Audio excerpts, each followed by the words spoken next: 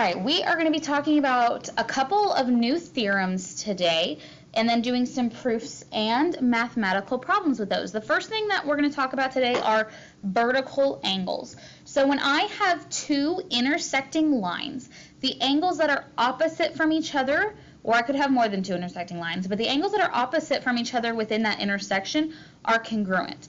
And this is because angles that are supplementary to the same angle are congruent. Think about this. These two intersecting lines. Angle 1 and angle 3 form a straight angle that add to 180, so they're supplementary. Angle 2 and angle 3 also add to 180, so they are supplementary. If angle 1 and 2 are supplementary to the same angle, that means they're congruent. The same thing is true between angle 4. And so what this tells me is angle 1 and angle 2 are congruent to each other, and angle 3 and angle 4 are congruent to each other because they are vertical angles. And so this is something that we're going to be able to use from here on out when solving problems as well as completing proofs. So before we get into the proofs today, we're just going to solve some vertical angle problems. Starting on number 1, I want to solve for B and C. Well, B is vertical with this angle that's 126 degrees. So those two are congruent. So I know that B is going to be 126 degrees. Now as far as finding C, I have another angle pair here. Angle B and angle C are forming a straight angle, which means B plus C adds to 180. Now that I know B is 126, I can substitute that in here. And I will subtract and get that C is 54 degrees. So on problem 1, here's my answer for B, here's my answer for C.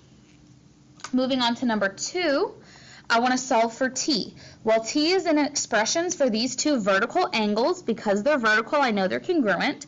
So that means they have the same measure, and I can say that 7T plus 1 is equal to 8T minus 8. This is just an algebra 1 equation now. I need to get all my like terms together, all my constants together.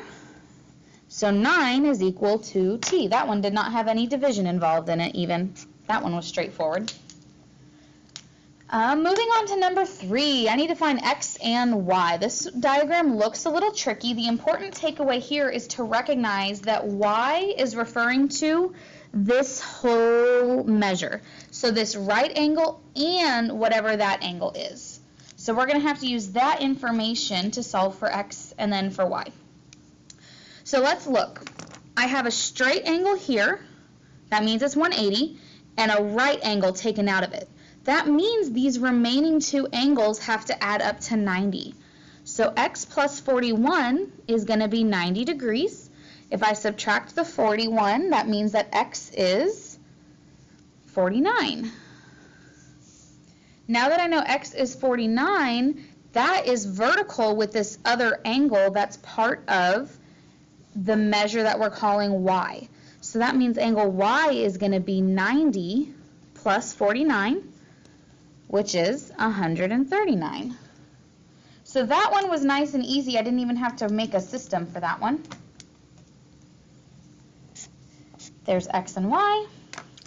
On to number 4, we want to solve for X. So again, the important mark here is that this arc is saying these two angles together are 4X. And those two angles together are vertical with these two angles. 64 plus 36 is adding to 100. So that means the angle 4X is vertical to the 100-degree angle, so they're congruent. I can set them equal to each other and find that X is 25. And then last but not least, this one is going to be a system to solve for X and Y. I'm going to need to set up my two equations. So looking at what we have here, I've got these two as vertical angles. That means they're congruent. So 6y minus 42 is equal to 3x plus 18. I'm going to rearrange this to get all my constants on one side and all my variables on the other side. So I'm going to subtract the 3x here. And I'm going to add the 42. So there's one equation. My second equation is going to come from the fact that I've got these three angles, the right angle, 2y, and 3x plus 18 making a straight angle. And then that right angle is taking away 90 degrees of that. So that means 2y plus 3x plus 18 is 90 as well. So again, I want to get all my constants together. I'm going to move over that 18.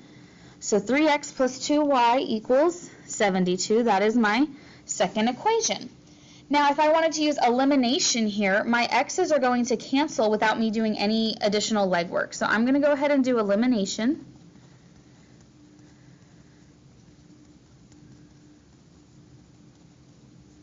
So those cancel. 8y is equal to 132. Divide both sides by 8, and I get 16.5 for my y value. Now to solve for x, I'm going to have to plug that back into any equation. I'm just going to go ahead and pick this one since everything is positive, my second equation. So 3x plus 2 times 16.5 is 72. 2 times 16.5 is 33.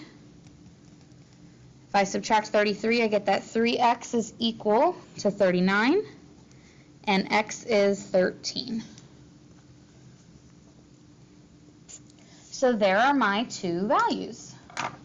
So this is our mathematical problems involving vertical angles. We're now going to move on to a couple new properties and terms, and then do some proofs with those new properties as well as vertical angles.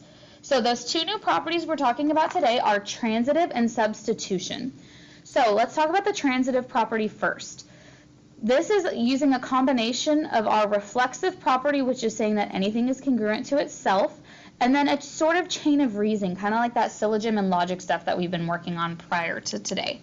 So my transitive property says that if I have two things that are equal to each other, so A is equal to B and B is equal to C, I can logically conclude that A and C are also going to be the same because of this chain of reasoning that we call the transitive property. So looking here, for example, I know angle 1 is congruent to 2 and 2 is congruent to 3. If I wanted to show that angle 1 and 3 are congruent to each other, my reasoning would be the transitive property. And our shorthand for that can just be prop to save ourselves some writing when we're doing these proofs. So that's one of our new ones we're using today. The other new one is called substitution. This is used when algebraically we can replace variables with numbers into a mathematical equation. So an example for that is usually going to be used when we're talking about complementary and supplementary angles.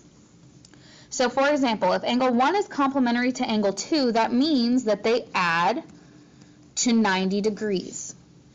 Well, if angle 2 is congruent to angle 3, I can substitute my value for angle 3 into this equation and still get the same result because angle 2 and 3, whatever number they are going to be the same.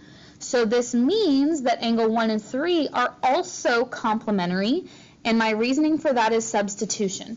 So when we're looking at a chain of congruent pieces, segments, angles, etc., that's where we have the transitive property. If we're talking about complementary and supplementary in there as well, that's when it's going to be substitution. That's a good way to distinguish between which one you're using. So let's get into a couple proofs now involving our vertical angles, the transitive property, and substitution.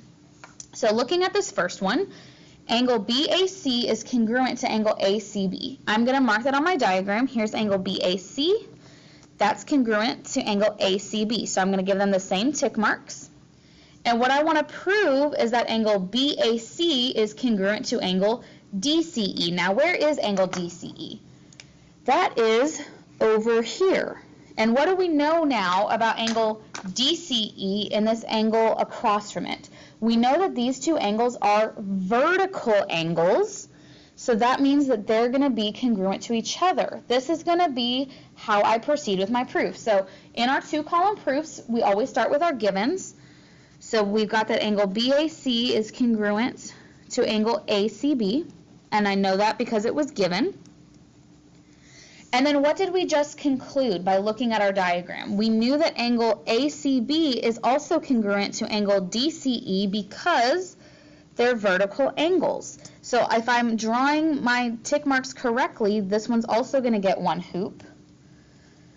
So angle DCE is congruent to angle ACB, and this is because if two angles are vertical,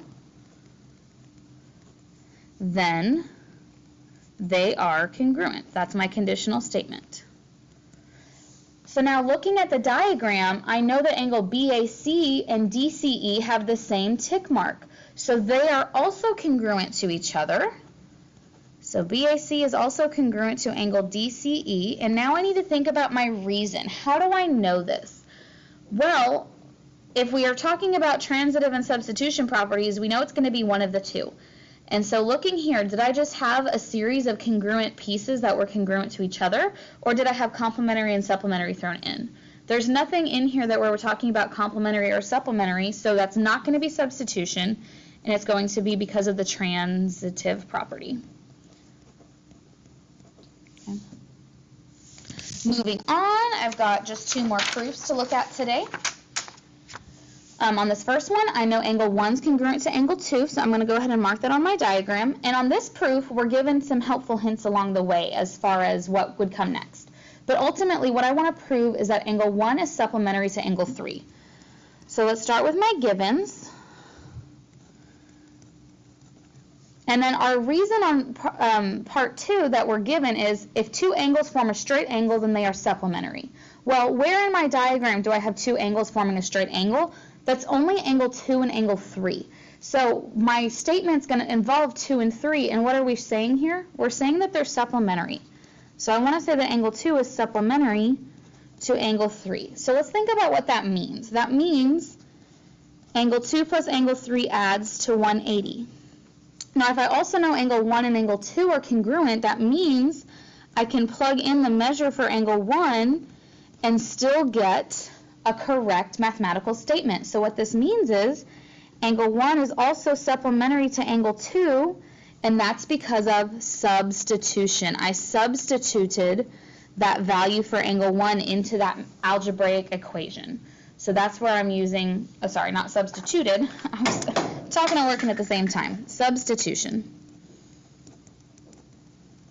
I'll know what you're talking about if you use the wrong tense, that's fine. Okay, and then last but not least, we've got that angle EMH is 40 degrees. That's already labeled for us. And angle CMA is also 40 degrees labeled for us. So I'm going to go ahead and get both of those givens down as my first two steps. And what I'm wanting to show is that angle 1 is congruent to angle CMA. So looking at this diagram, let's see what we know about angle 1. I know that angle 1 is vertical to angle EMH. So what do I know about angle 1 and angle EMH? I know that they're going to be congruent. So angle 1 is congruent to angle EMH, and that is because if two angles are vertical, then they are congruent. Now let's talk about what else I know. I know that EMH and CMA have the same measure. They're both 40 degrees. So that would tell me that angle EMH is congruent to angle CMA because if two angles have the same measure, then they are congruent.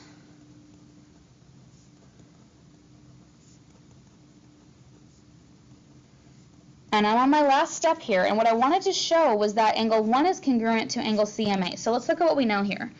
Angle 1 is congruent to EMH, and EMH is also congruent to CMA. So I can use one of my new properties to say angle 1 is congruent to angle CMA, and that one again is going to be the transitive property because I was a chain of reasoning with my congruent pieces. I don't have supplementary or complementary thrown in there. So this is a good example of how to use those three new things, our vertical angles, transitive property, and substitution property in proofs.